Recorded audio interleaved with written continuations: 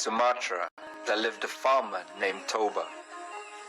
He was a diligent farmer, but unfortunately his harvest was not always bountiful, and he often went hungry. Because of his hunger, Toba went fishing in the river. He waited a long time and became desperate.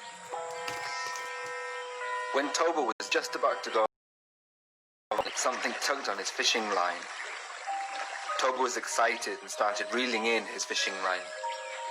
Wow, that's a big fish, said Toba. Sure enough, at the end of the line was a large gold scaly fish. Toba immediately brought the fish home to cook.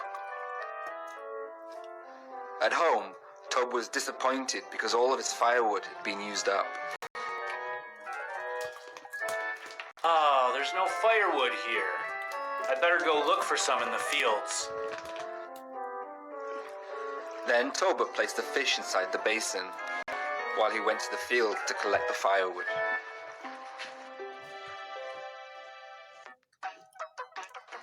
I will eat well today, said Toba while carrying the firewood behind the house. He lit the fire, but when Toba went to take the fish, he was surprised. The fish had vanished, and instead there were pieces of gold inside the basin.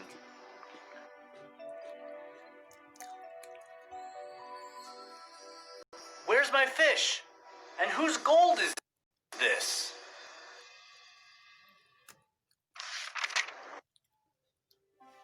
Then, when Toba opened the door of his room, he was surprised.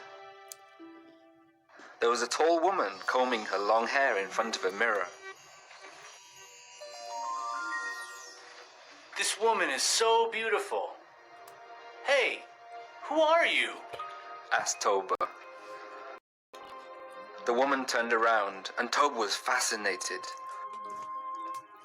Toba had never seen a woman as beautiful as her. I am the incarnation of the fish you caught earlier. The gold coins were my scales. Toba was confused. The woman smiled. I am cursed by the gods to be a fish, but thanks to you, the curse is gone now. Let's go to the kitchen. I'll make you food. You must be hungry.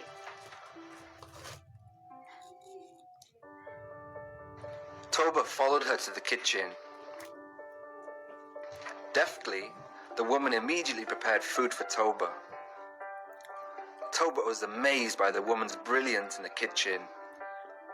He said to himself, If only she wanted to be my wife. Apparently, the woman could read Toba's mind. I want to be your wife, but I have one condition, said the woman. After finishing his food, Toba was shocked to hear what she said. Say it. What's the condition? If we get married later, never bring up my origins as a fish. I will not be the only one who suffer the consequences if you break this agreement. Toba agreed. For him, it was an easy condition. Toba and the woman finally married. Toba was working so hard in the fields to fulfill their daily needs. Then his wife became pregnant. Toba was pleased. He couldn't wait for the birth of his child.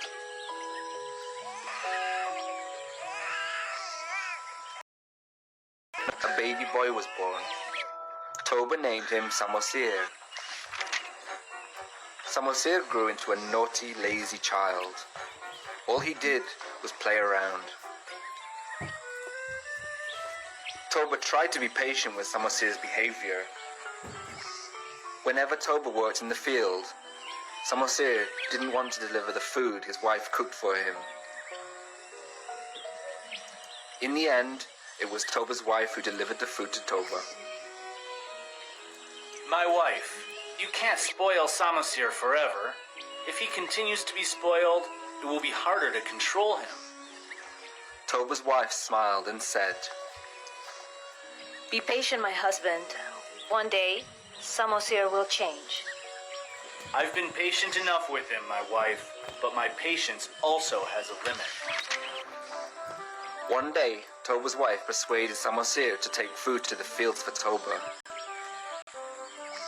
At first, Samosir refused, but his mother continued to convince him. Finally, Samosir agreed. All right, Mom, I will deliver this food to Father.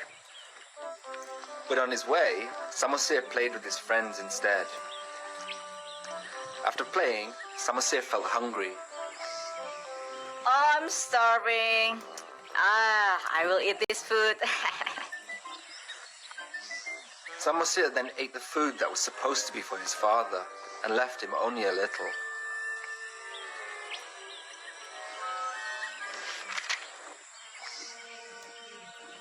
In the fields, Toba couldn't wait any longer. He was starving. Moreover, he didn't have time to have breakfast because a lot of work needed to be done that day. In the distance, Samosir came running. Where have you been, Samosir? Daddy has been waiting for you a long time. Samosir did not answer and immediately gave him the food. Toba was surprised to find only the leftovers. Hey, Samosir, have you eaten Daddy's food? Your behavior is out of line. You little fish. Come here.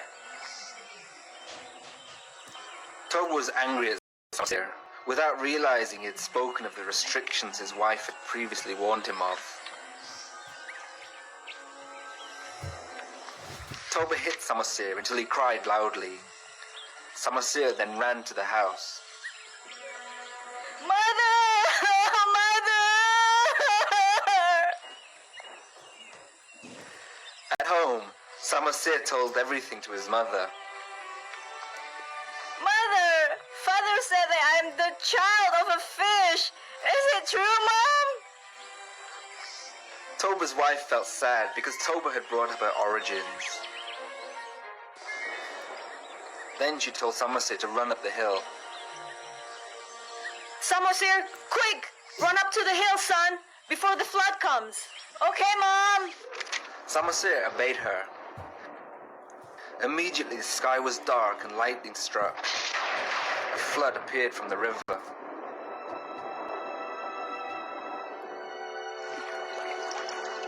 Toba's wife suddenly jumped towards the tide and became a fish again.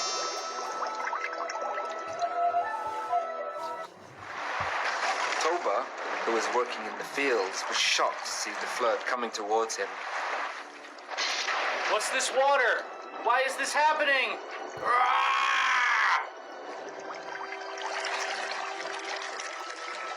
He didn't have time to escape. Toba drifted and sank into the flood. Soon the surge flooded the entire valley and left only the top of the hill in the middle where Samosir was hidden. The flood had created a lake, and Samosir became an island. That is why the lake is named Lake Toba, and the island in the middle is called Samosir.